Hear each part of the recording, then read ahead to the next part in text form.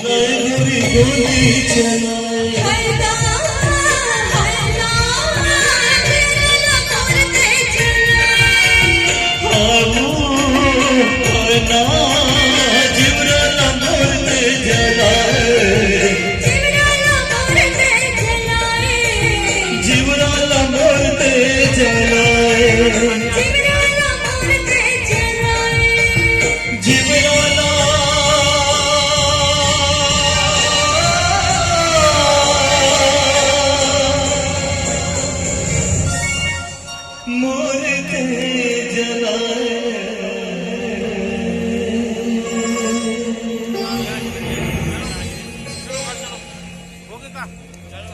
चलिएगा, ये प्रेम धारा सम्माननीय तारक जी की आवाज में आप सभी के बीच में गूंजी है।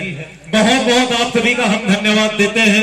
जितने भी दर्शक बिंद हैं, इस राजीव मांगी पुण्य मेला में आप सभी का हार्दिक अभिनंदन एक बार फिर कर दें। और साथ ही साथ विशेष धन्यवाद समस्त हमारे आयोजनकर्ताओं का, सदस्य जनों का विशेष धन्यवाद देते हैं। धन्यवाद दें पूरा राग अनुराग परिवार, हमारे इस छत्तीसगढ़ के यशस्वी मुख्यमंत्री श्री भूपेश बघेल जी का हृदय से हम नमन करते हुए आप सभी से हम विदाई लेने जा रहे हैं।